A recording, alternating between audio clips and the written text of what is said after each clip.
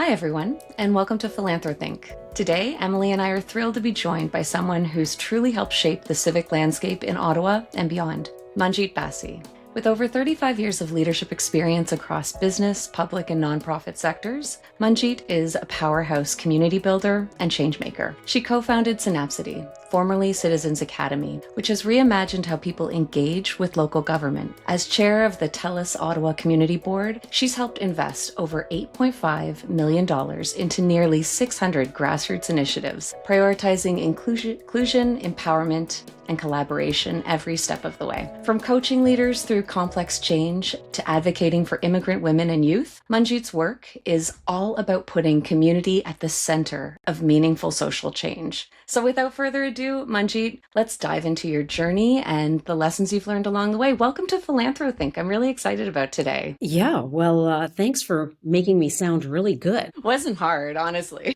Thank you for having me, actually. It's a privilege. Well, why don't we dive in? So let's take a look at your professional journey. And I'd actually love to rewind back and look at some of your earlier experiences or maybe the people who've influenced you along the way. So I'm wondering what initially sparked your passion for community building and philanthropy? Or again, was there someone who you met along the way and they opened that door for you? I'm going to maybe tell you two stories. How's that? Okay. That sounds great. Yeah. I remember an instance. I was 28, maybe 29, running my shops. I used to own 4 of the body shops in town back in the days when we were the coolest thing since life. And so this was probably around 1995, 1996. And I got a phone call from Barbara McInnes, who was the CEO of the Ottawa Community Foundation. And she said, I'd like you to come to tea with me and greet Hale, who is no longer with us, but became a mentor for me. Both of them became mentors and dear, dear friends. At 29, I had no idea who these women were. I was so busy. You know, I had 4 shops. I had 70 staff. I had 4 children at that age already. So life was really busy and I was just running my business the way I thought all businesses were run, actually. So, you know, I went to tea with them and they said to me, "You're a philanthropist." And I said, "What is a philanthropist?" And and they told me what a philanthropist is, and I still had so much trouble seeing myself as a philanthropist, right? Because I had this image that a philanthropist is someone who wrote really, really big checks all the time or had their names on buildings, you know, that kind of sort of idea. And they said to me, "No, you're a philanthropist," right? And took a lot of convincing, but that conversation really opened up the way I was already giving and contributing to community, right? I was giving funds. I was giving time. I was mentoring. I was giving skills. I was organizing community events. I was already doing a lot of, I guess, giving. And yet it was sort of in my own bubble and just thought that that's how society and community worked. So that tea really was foundational for me in terms of, I would say, thinking bigger, thinking broader. And it was a stepping stone, I think. And those women, and there have been many others as well, saw something in me that I didn't even see in myself yet. And I think that was a very powerful moment for me, actually. Thank you for that. I'd love to ask a quick follow-up just around the term philanthropist, because we've actually heard this in other conversations. And I think Emily and I probably in our own worlds, like wrestle with this, right? Because it is a heavy term. It comes with a lot of baggage. It comes, I think, with like an idea of like, again, like you sort of suggest, this looks and feels a certain way, and it's not necessarily me. So I'm just curious if were you uncomfortable with that at first? Did you have to reckon with that and move through those feelings to come to that point of acceptance? It sounds like you moved into and then had some beautiful structure around. So I would just love to hear how you sort of reckoned with that new title and term for yourself. Yeah. I absolutely had to work through a lot of feelings and still am, actually, Megan and Emily. It's really odd and it's a little interesting to be thinking about, I think, a label. I have a difficulty with labels just in general because, you know, when we dig into the meaning of words, right, there are narratives around what a word means, what all of sort of society thinks about those and how we've portrayed certain things. And yet, when we dig in, which is something that I do like to do, dig into what does this word really mean, then I find perhaps a little bit of solace. So interestingly, I dug in, not right away, but I think after many years, probably only about 10, 12 years ago, I sort of went, well, what is a philanthropist actually? And then the root meaning of the word is what really landed for me. And it's the love of humanity. Yeah. Right. And I just say that, and it's like, I just relax a little bit.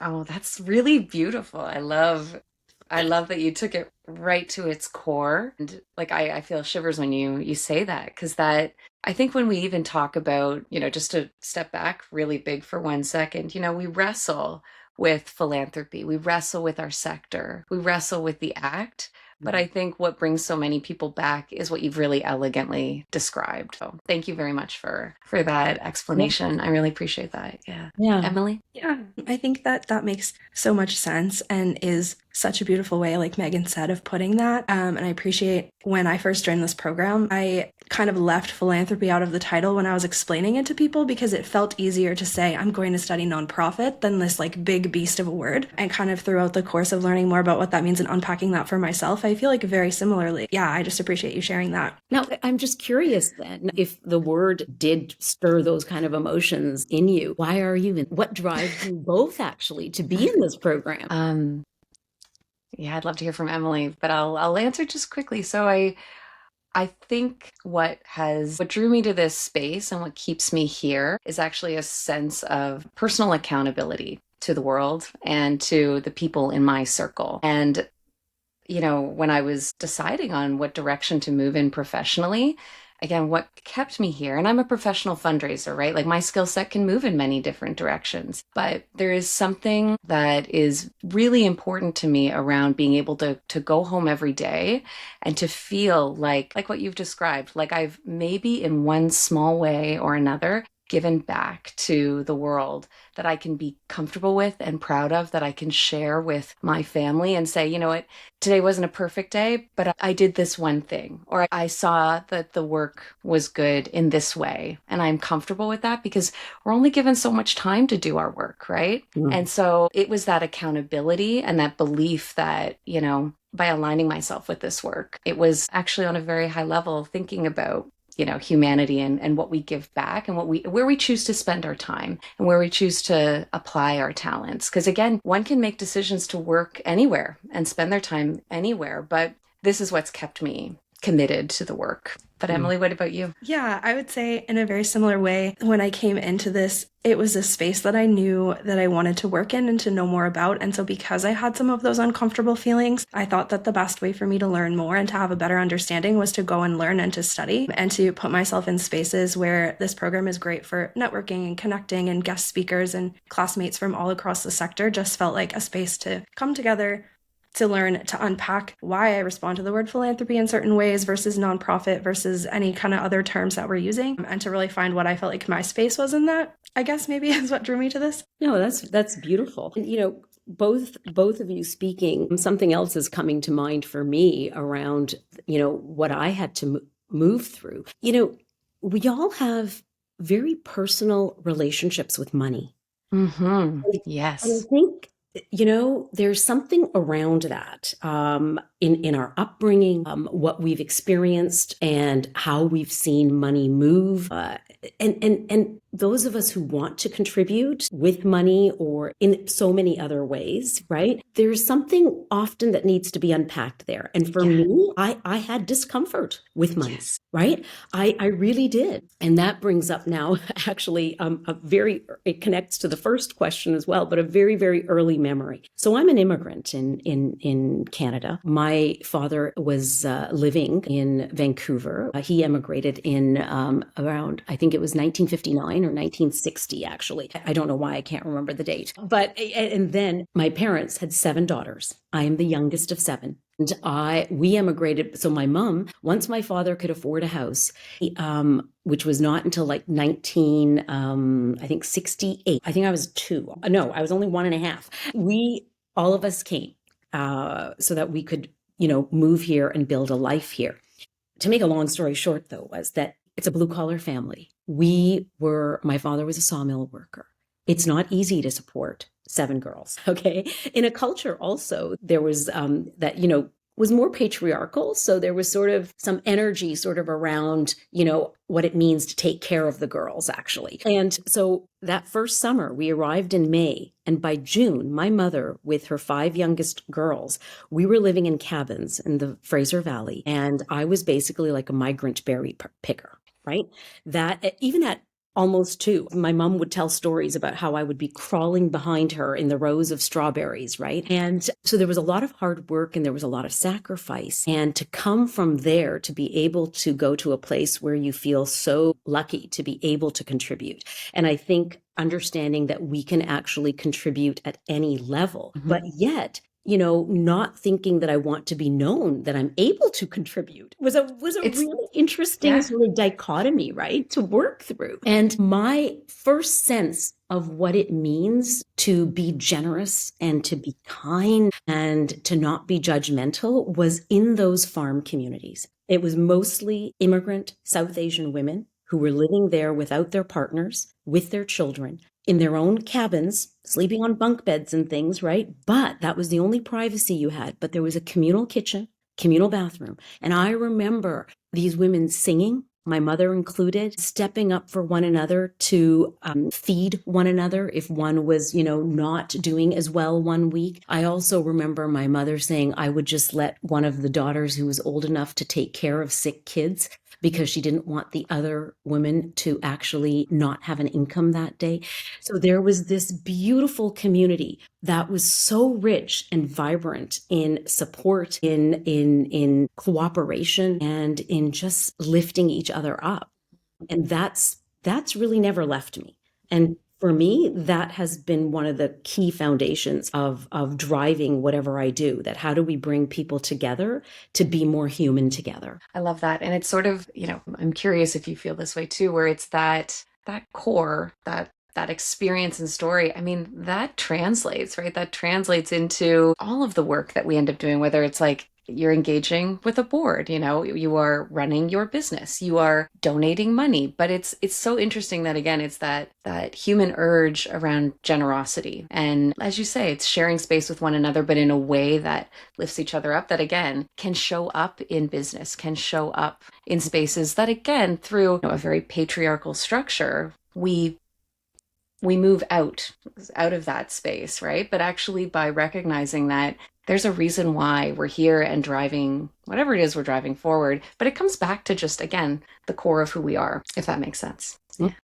Absolutely, it makes sense. And I think that we can contribute in so many ways, in all of the dimensions of our life, right? Mm-hmm. Whether it is through our business, which I have done, or through personally providing, funds or time or mentorship, or sometimes it's as simple as a smile. Right? Yeah. Taking the time to allow people to be heard, to be seen, to feel less invisible in our communities, so that, they actually feel their own power of being able to contribute. Exactly. Yeah. So just building on how, I wove these values of community and contributing to the places that I inhabit, whether it's at work or whether it's in my neighborhood or whether it's across the city and sometimes possibly across the country, the impact. Let me give you, I guess, a couple of examples is what I would say,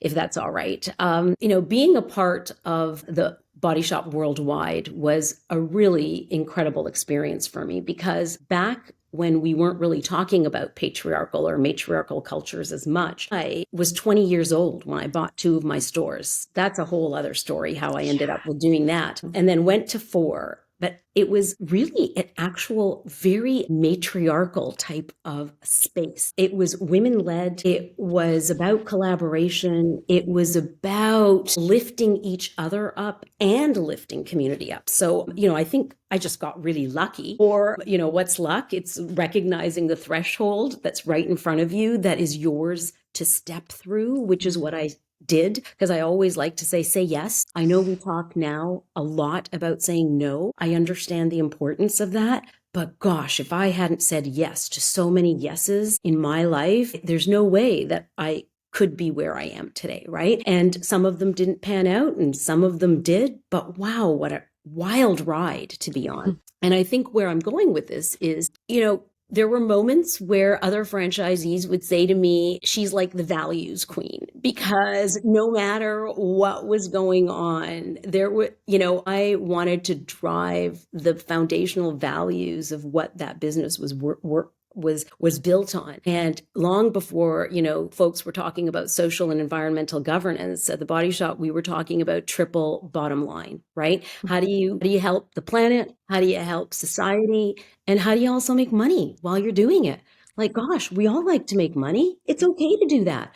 And how do we do it ethically? So for me, I really took that to heart, and the shop space became a third space. Right? It was a place to raise awareness. It was a place to raise funds, and it was a place to have uncomfortable conversations. And there were many times that people said, but you're doing this. It's just a fabulous marketing tool. But I could sit there and pull out graphs, the business side of me, and say, look at how my sales dipped when I'm putting the uncomfortable conversations on a poster in our shop windows. Because it happened, right? One of the most critical ones was for over 12 years, nationally, we worked on the stopping violence in the home, especially against women, right? People were not talking about that in 1993. It wasn't cool, to do that. And I think even now, it's probably only in the last 5 years that it's become, I hate to say this, but a cool kind of area or sector to give in. Not that I want it to be cool.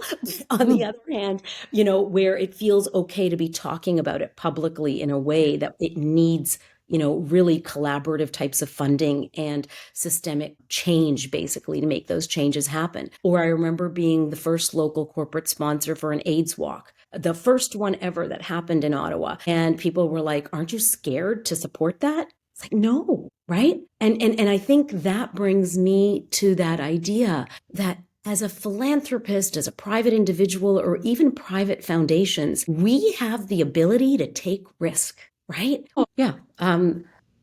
So as a private philanthropist, or as an individual, or even as a business, and I would say even foundations, although perhaps it's a little bit more work to get a board to think about what kind of a foundation they want to be or how much risk they want to take. But really, essentially, I suppose, as an entrepreneur, I learned that, I have the choice. I have the choice to take the risk that I want to take, actually. And I have the nimbleness, actually, and the agility to be able to make a change sooner, I think, than government can, or than large, foundations sometimes can. So I think that was a critical learning, because, I wanted to be a catalyst. I wanted to ask questions that people didn't have the answer to, but also that maybe made people uncomfortable, so that we could further our thinking. So that was really important.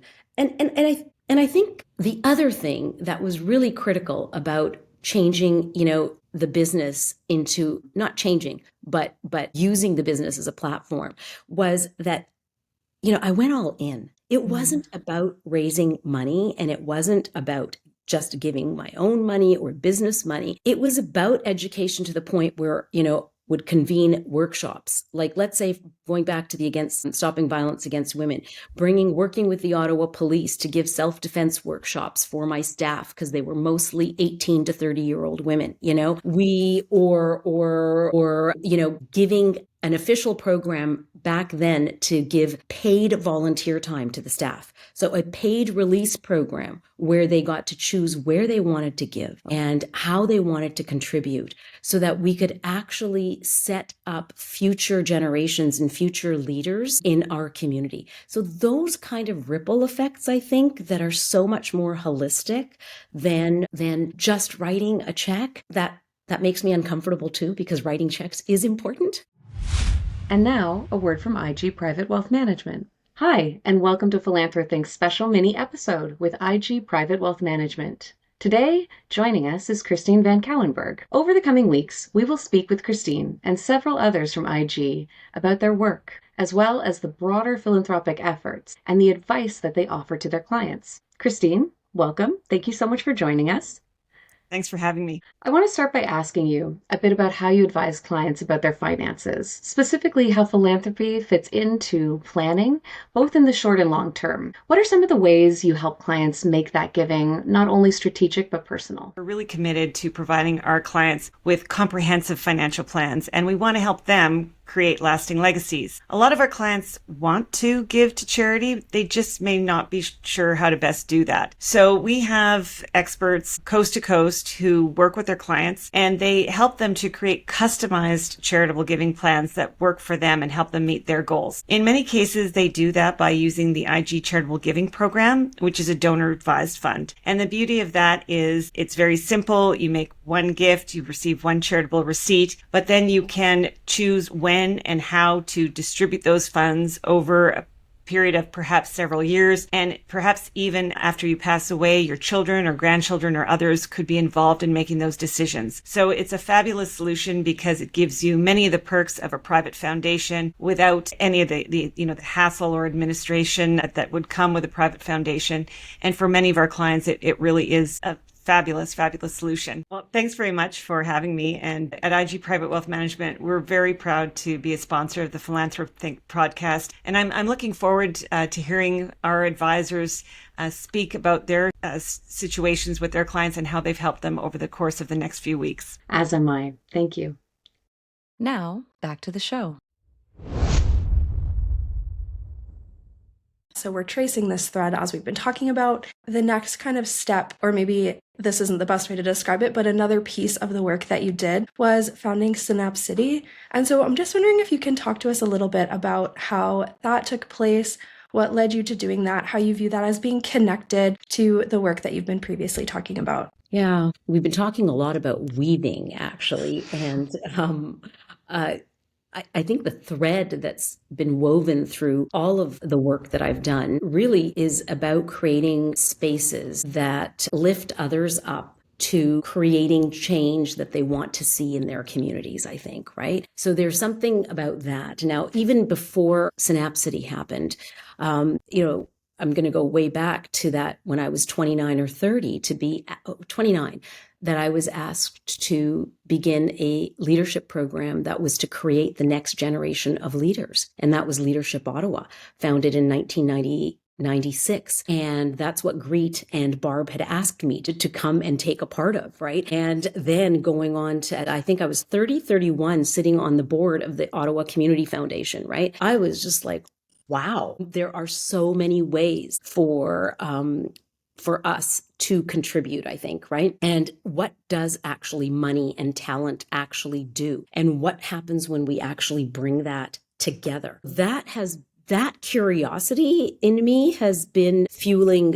all of the sort of things in between. That's why at the foundation, even at the community foundation, I was the board champion for bringing a youth and philanthropy program together because I wanted to create the intergenerational connections and the intergenerational and even cross-cultural and cross-sectoral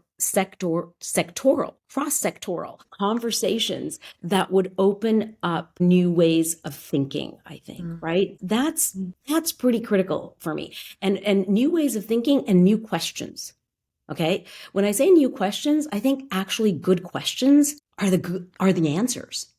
Right? How can we ever think that me alone, or 3, 4, 5 of us know the answer? So I think that kind of thinking got me once I had sold my shops. That was in 2008. After 21 years, I was thinking, what now? And that's when I started to do work as I took some time off.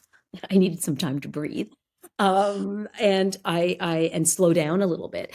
And I started to think about, what really builds community, what gives people a sense of belonging that they actually want to act for community. So those kind of things, those kind of questions and ideas is what I was sitting through. And I thought, well, people won't engage in community if they don't feel like they belong. right? And so what makes people belong? These were and that was the beginning of, okay, how do we actually affect the real local neighborhoods and the city that we live in? And so Synapsity sort of became known for like civic engagement. And I always think of it as something that was meant to be much more than that, actually, if I can say that. And what I refer to is that we built these civic boot camps. I founded it with, 5 other individuals who I went knocking on their doors and whispered in their ear. And that's how movements start, right? I whispered in their ear, if I do this, are you going to come with me? Are you going to walk beside me? And they said yes. And so these boot camps really were about saying, hey, folks, citizens, stop waiting for someone else to create the change, right? What are you passionate about? What is it that you want to do? Small or big, right? Let's set you up and let's give you the tools and the knowledge and the ability to sense into that and go make the changes, right? That and to this day, that's, I think, what I'm one of the many things that I'm proud of is pride is a weird thing, actually. Not proud of, but it actually, what excites me, I think, is that, people who went through that and have gone on to create community hubs, have gone on to do cultural walking tours in our community, or have set up campaigns to advocate for more public toilets, right?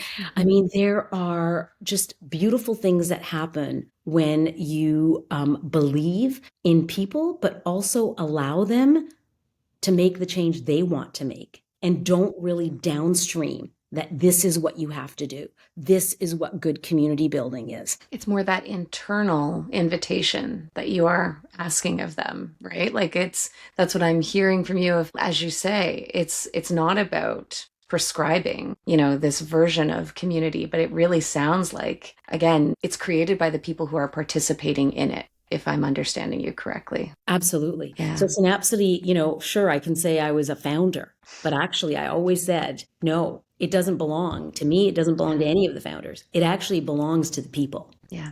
Right. To all of those people participating, right? Exactly. So that idea of, marrying, sort of like micro actions and maybe also like macro visions, that really gets me going. I'd love to connect 2 sides of what we've been talking about, or maybe it's connecting an earlier point you made to that description of almost, as you say, this bigger version of what Synapsity evolved into or became in its own way. And that's the idea of the personal action or the drive of generosity that we talked about when we started this conversation, and how, for you that connects to a version of community and a version of connection. I'm hearing that in a way mirrored in this idea of action and belonging and people creating spaces that benefit, more than just themselves. Do you see that energetic connection, if you will, between the two? Because that's what I'm picking up on. Well, you're very perceptive. Thanks. And you're phrasing it very well, better, I think, than I could. And so thank you for saying that. It's all connected, just like all of us are connected. I've always believed that people want to be a part of something that's bigger than themselves. So I think when we create, whether it's at our dinner table, whether it's at a community gathering, around a board table, a team or in a team within an organization, that's what we're doing. We're gathering people to contribute and contribute. I think together we contribute in a way that is so much more than 1 plus 1 plus 1, right? It's exponential, the contribution that we can actually do when we come together with generosity, with curiosity. And for me, the third one is with love, right? So those are the kind of spaces that I work on creating in whatever I do. And I find that when we do that, people do beautiful, kind, human things that are from heart wisdom and not from cognitive wisdom alone, right? So that's pretty important. And this conversation brings to mind an extremely touching experience that I had. So I'm going to share it with you, if I may. this was only, it was in the middle of, was it in the middle? No, just after COVID, actually. So it's quite recent. I was walking through the market and I passed, there's a little poutine truck or that's a permanent fixture somewhere on York Street. I was walking by it and I felt like having a poutine. And so I went, I ordered a poutine. I'd never ordered there before. I ordered a poutine and I was going to pay for it. And I only had a credit card and they didn't take credit cards. I had no cash on me. And this fellow who was sitting at the picnic table, just, 5 feet away, must have heard the conversation, came over and gave the server in the truck the $5 or the $6 that my poutine was. And I said, no, it's okay. I don't really need a poutine that badly. And he says, no, please. He insisted. And then he walked away. And the guy gave me the poutine. And he said to me, he goes, I gave him his poutine. And I said, what are you talking about? And he goes, he's homeless. And I really still get touched by that. And I was like, what are you talking about? And I ran after to try to find the fellow. And I did find him. My poutine was in my hand. We sat down on the sidewalk and we had a conversation and we ate our poutines together. And I wanted to do more, wanted to know his name. He wouldn't give me his name. It was really interesting. I got to know his story a little bit. He had traveled across the country, somewhere from Alberta, and I had no cash on me, credit card. I didn't know what. And not that just giving money, but what that taught me was that experience was so rich in human connection. And it was so rich in just generosity and seeing one another. His eyes filled with tears because I sat down there on the sidewalk and just talked to him. And I said, well, how am I going to see you again? I'd like to see you again. And he goes, you might see me around. And I couldn't get any commitment from him because I thought, well, how could I support him somehow more? So I looked for months. I'd drive around the market. I would walk around the market looking for him and I didn't. And then there was a couple of months later, I actually did see him and I stopped my car. It was the middle of winter. I stopped my car and I went out and gave him a hug, took him out to lunch, gave him all the money that I had in my wallet. I think I had a pair of mitts in my car. I gave him those. It was about the connection. It was about his generosity. Mm-hmm. And it was about his philanthropy, right? It gave him great joy to do that for me. So it touches me to this day. And I share that story as much as I possibly can, because I think it always reminds me that we all have the capacity to somehow contribute. So I want to raise, I think, that kind of awareness. I want people, God, it's terribly preachy of me to say, I want this. It's not that I want other people to contribute all the time. What I want to say is that it's important for us to have those kind of touch points and to allow people the freedom and the sovereignty to contribute the way that it feels right for them.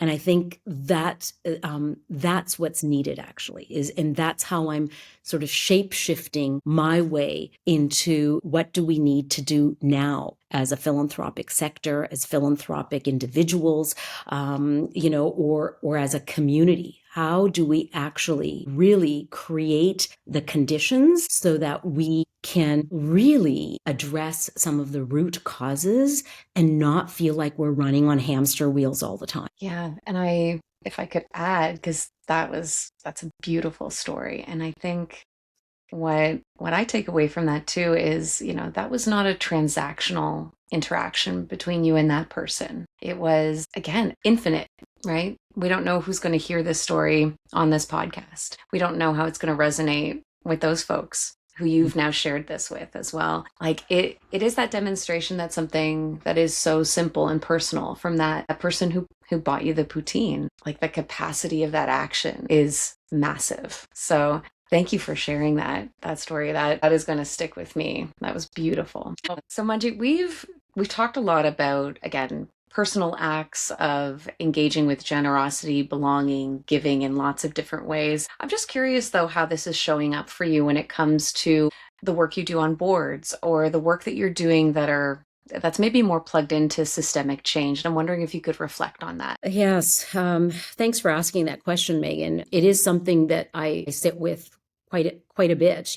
What do I do at this stage in my life? I'm going to be 60 next year, and what kind of legacy do I want to leave, I suppose, right? So that's comes up for me quite a bit. And so what I'm doing right now with the work, whether it is my sort of coaching and consulting work, and I love to work in the not-for-profit sector or the philanthropic sector, as well as business, because I've got experience in all of those, it has to do with this type of long-term view and systemic lens on, how we create the communities that we want to live in. And so I think that's important. And having the honor of chairing the Ottawa TELUS Community Board, and then also a small family fund foundation, I get to ask the questions to look at what philanthropy has to look like at each of those levels. And I think that's important to me, because I know that we need to change things if we actually want to solve the big problems. So, and at TELUS, the beauty of TELUS has been, they are such an incredible organization in terms of how they do their philanthropy. It's huge, much bigger than I had originally ever thought that it was. But the questions I ask at the local Ottawa Community Board actually feed into their national programs and their international programs to be able to have some type of influence on shaping that is a great privilege. Right. And I do it with great humility as well. And I think for me at this point, I am holding two polarities, right? Do I just want to go back to where I started in those like cabins with my mom and create bricks and mortar communities of care, these small just steps that carry ripple effects? Or do I want to be a part of big legacy building? And then if I bring the systemic lens to it, Megan and Emily, what I realize is that's the old question. The old question is, I've got to pick between this and I've got to pick between this. And I think the appropriate question right now for myself, and maybe at a larger sort of systemic lens, would be, why do we have to pick? What if we just haven't figured out how to meet both those needs? Or at a larger picture, both my needs right now, but also for any issue we're working on, meet all of the ecosystem partners' needs. So you know what? Who says? We'll see what happens. How exciting. Well, thank you for that. So, Manjeet, we've covered, again, such a range of talking about participation in philanthropy, in community engagement and giving in all of these different ways. But I wonder if we were to distill that into a prompt or an action for someone who might be listening to this today, if they're thinking, I want to do more. And that could mean a million different things. But how would you encourage action for someone, again, in its simplest way, to connect either with community, to give back, to connect with something that's larger than themselves? What's that prompt or action that you would encourage them to think about? That's a good question. And yet I'm not sure if I have the answer. Right. I'm going to go back to something that I said before, and maybe, try to connect a few thoughts here is start asking yourself questions. I think the power in some quiet time to go, what makes me feel at peace? What makes my heart thump? What makes me feel like I'm on top of the world? Those are just some very simple questions, but I think we all know, or what I want to say is, I think our bodies know when we're in alignment, when we're coherent with our values, right? Sometimes the head's saying, you better go do that, and the heart's saying, no, and the gut's saying no. So how do we actually begin to listen to these other ways of knowing that I think we have forgotten in our very, very busy lives, actually? So I think, that asking yourself some questions and then saying yes. You can always go and say no if it just doesn't align afterwards, but say yes. Walk through doorways and thresholds that you've never been through before, so that you are serendipitously or through some synchronicity meeting people from different walks of lives with different opinions, with different things, because your world opens up, right? And when your world opens up and you just give $1, I heard a story once about a woman who said, you know what? She just gave $1 every day. It's all of that compounds. What would happen if everybody gave $1 every day? Now, mind you, I am sensitive to the fact that we have many in our community that cannot. Right? So it's not, again, we'll bring it back to the fact that, well, you could rake the leaves for your neighbor. You could go take care of the community gardener because you have a really green thumb, right? You can smile. I smile at every single person that I walk by, right? So maybe that's oversimplifying this, Megan, and Emily as well. And I don't mean to oversimplify it at all. I say this with deep, deep humility because there have been moments in my life that I have not been able to give money, but I find some other way to contribute. Mm-hmm. So I think that's what it is. Say yes, take some small step. And for those who can take big steps, I always say, don't judge someone else's small step, because their small step could be a very huge step for them, right? Yeah. So that's pretty critical for me. It's like, let's honor any little bit that you or anyone or any of us can actually contribute. And, our world would be a better place. Yeah. No, I love that. Thank you. Because I was hoping, again, we could find a way to have that little takeaway, which I know it's a big ask for you to distill, but I think acknowledging that it's relative, but also can be both small and big, day to day. It depends. So Manjeet, we could keep you here all day and just continue to listen to all of your stories. I think it's really interesting that you talk about smiling to everyone that you see. I've been smiling this whole time, just like the joy that you bring to the work that you do and being able to share those stories so openly. So I just really want to thank you for that. And then as we wrap up, part of this podcast, something that we do is that we ask each guest to leave a question for the next guest. And so on our last episode, Blake Goldring, the chairman of AGF Management and the founder of Canada Company, was talking about the three-legged stool in philanthropy. So the idea of time, talent, and treasure. And so when he was doing that, the question he left was, do you agree that these are the three main components of philanthropy, or do you think that there could be a fourth? And then the kind of second part to the question that he left for you was, do you think that for you personally, one of these legs feels stronger or more important than the others, or do you view it as equally balanced? Great question. Should each person contribute all three? Right? Or, do we receive just whatever anyone can actually give at any one time? Because as I was saying before, at different aspects of my life, I've been able to give more talent, than I have been able to give treasure. And other times I've been able to give time more. So I think it really just depends. And that would then bring me, I suppose, to, well, what's more important for me? It depends on the phase of my life, what I am able to do. I try to do all three is what I would say, right? And that makes me think maybe we do need a fourth leg. Huh. Okay. Doesn't start with a T though, unless we're going to have to wordsmith it. This is going to be live. We're doing it. Yeah, so maybe we need to wordsmith it. And it's something that I have been thinking about quite a bit, right? And so much of my work has been about this kind of connecting. So it's like there's a fourth leg of connecting, weaving. We've talked about weaving that I see as being very critical now if we're really going to look at transformational philanthropy, at really creating the kind of changes we need to be future ready, to actually solve the big complex problems that we are facing right now in the world, right? So this is where the connection piece is that I think we are connecting better in the sector, but there is something about the fact that if we don't really connect the sectors, the individuals, the foundations, the not-for-profits, business, all of them in a really holistic way, we're going to miss opportunity. We're going to miss sort of that opportunity, I think, to have some kind of a sort of seismic change that is required for us to meet in a timely way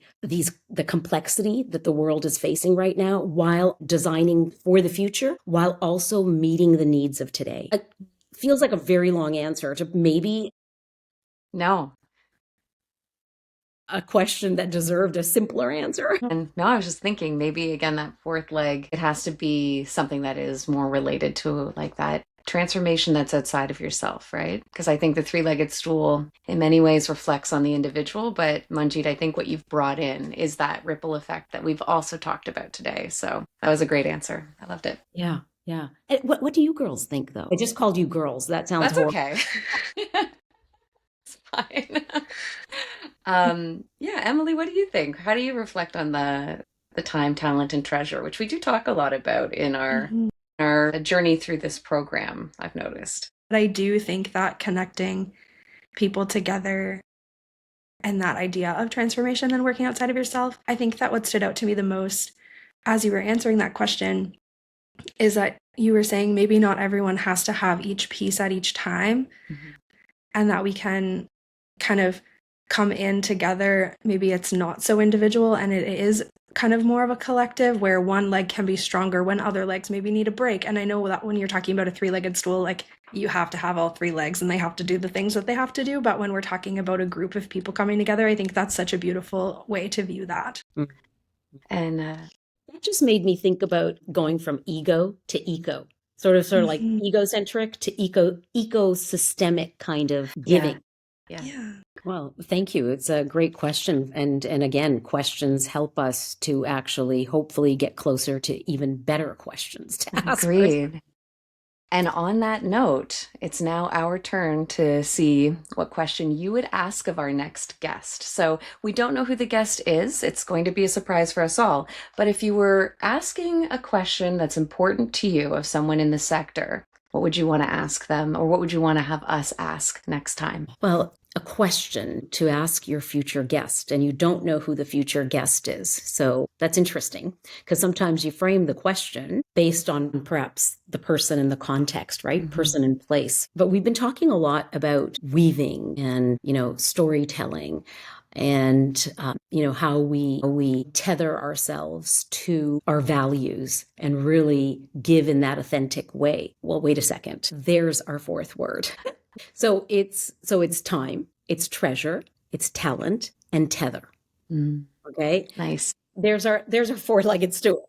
Now onto the question, and what's got me thinking about tethering is that how, it's this idea of what we need to do to tether our giving today, but also tether our giving to the future. So my question to your future guest, to your next guest would be, what I'm thinking way down the line right now, right? Thinking of also, there's an Indigenous lens actually that one can give also into our giving, right? Which is less, a power over, but it's like walk with the planet, walk with others. So my question would be, what would your great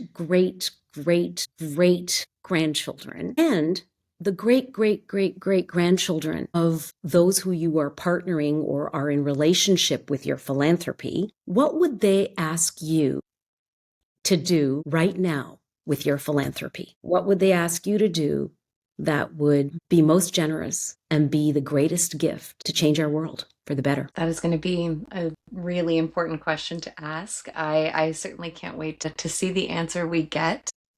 It's not too big. It's not too Megan and Emily. I think that's the challenge of the question. Let's see. Again, you bring up an excellent point. Not knowing who the recipient is of that question means we have to anticipate being surprised and seeing where they take it. So I think going big, and that's been what we've done today, right? We've started very personally. We've absolutely moved through concentric circles out, far beyond even what I thought where we would go today. But we'll take that question to our next guest, and we'll close today with a very sincere thanks, Manjeet, for your time, for your storytelling, and for the work that you do to make this world a better place. It's very much acknowledged and appreciated. Thank you for joining us on PhilanthroThink today. Well, thank you for having me. I'm thrilled that you're doing this master's program and that you're changing the world with every single action that you do as well, too. So it's been an honor and a privilege to speak with you. I thank you.